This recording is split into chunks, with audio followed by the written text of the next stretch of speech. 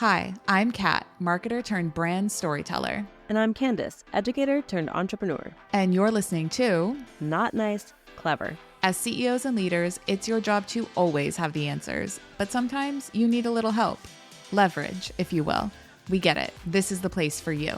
So wherever you're listening, 5:30 a.m. club at the gym, on your way to your next meeting, or putting out today's fire, let's get into it. In today's mini episode, we are tackling the question, the situation, the conundrum of what happens when you have had a really good habit, you've been in motion, you've been seeing results, you've been building momentum, and then life happens.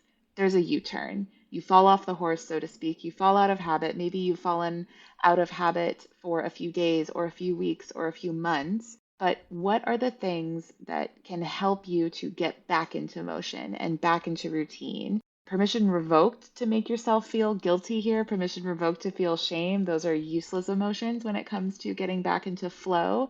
So we just wanted to take this mini episode because we've been seeing this pop up in a few of our client sessions, share our perspective, what's been useful for us. So Candice, in this situation, what would you want to tell our clever crew? And also, have you been experiencing this recently? I've absolutely experienced this, and I would like to tell the clever crew that it is a normal part of being an entrepreneur. Like, there's nothing wrong with you. And I would encourage you to look at the goals that you have set for yourself and ask yourself, what can you do today to move forward in the direction of those goals? So something that I often run into is the idea that something's like maybe not feeling right to me. Maybe I overcommitted to something. I think it's absolutely okay to change course and say, okay, my goal was X. I thought the way to get there was this one thing, whatever it is, email marketing. And I realized that that doesn't feel good to me and it's not giving me the traction that I want. And so now you have permission to change the strategy or system or process that you're using to still get to that same goal. My issue is if you're not analyzing why you're not doing that thing. That's my problem, right? You should look back and say, what is making me not do it? Is it the system? Is it the process? Is it that I don't have a system or a process? Is it that I need a coach? Is it that I need an assistant? What is the reason? Is it that I'm too busy with my clients now because that actually is freaking working and I should double down on it? And it got me to this point where I have so many clients that I don't have time to do the thing anymore. Like that's a whole other conversation, right? So there's lots of reasons. You have to analyze, why did you fall off the horse? Or is it because you're being lazy? Is it because you're making excuses? Is it because you're embarrassed? Is it because, right? And all of those have their own paths down the road, right? And so really analyzing what's the reason that you stopped, and also knowing that at any point you can make new decisions, you can adjust, you can pivot, and we've all been there and done that. Yeah. And I think another trap that I have fallen into, mental trap, when I've gotten out of routine, gotten out of habit, like we, had shared, I don't know, a couple episodes ago that I had launched a 30-day live challenge on Instagram. I was doing day 15. I was going strong, and then I took a day off because I wasn't feeling well. And I think in the past, I would have told myself, oh, I stopped doing the challenge. I should just start over. I should just wait till next month. Oh no, I'm starting over again. Those 2 weeks that I put in are lost. Like, I'm never going to get those back. How can I ever build? Oh, I'm back at, square one, like that negative mental spiral, right? Yeah. But here's the thing. A, you can't change the past. If you can, please tell us, because there are some interesting things in history that I would love to rewrite for the better. Till then, if you're not Marty McFly, there's no use in flogging yourself over what has been done, because that's never going to change. And you ruminating over it is just a form of punishment that we don't want you to do. It's not useful or helpful into getting you back on there, or to getting curious, right? Like you said, Candice, and asking yourself those questions. Why didn't it work out? Why did I fall off? Why didn't it feel good? Is it actually what I even really want? You get to ask those questions when you fall out of habit. Absolutely.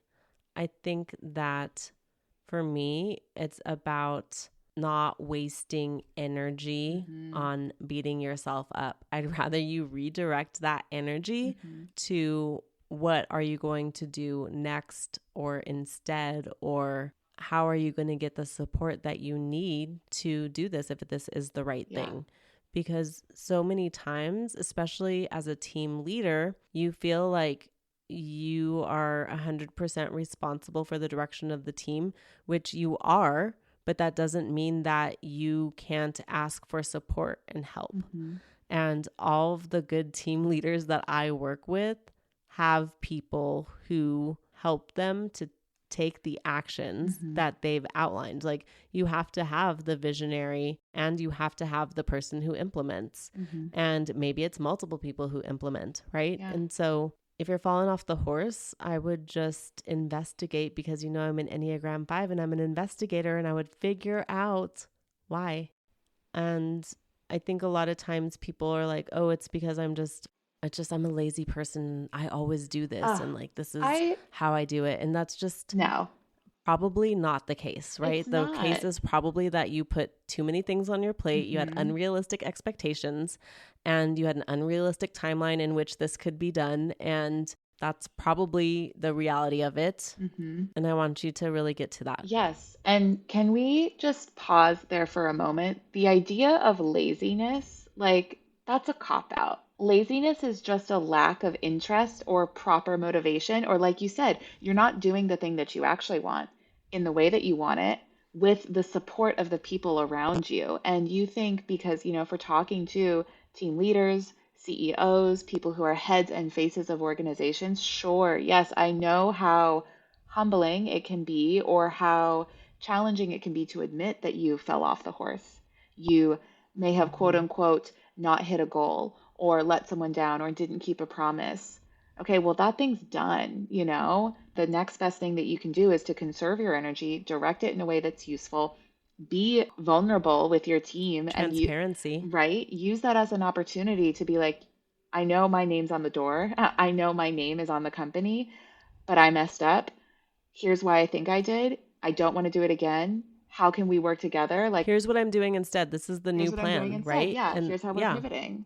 Yeah. Yes. I would much rather work with somebody like that than somebody that just internalizes it and beats themselves up and like pretends like they just like put band-aids all over it and pretend like everything's still okay. Because people can sense that this day and age. Absolutely. Or like even worse, like put it on them, right? Like even though they know it's Oh, not, yeah. it was all in the plan.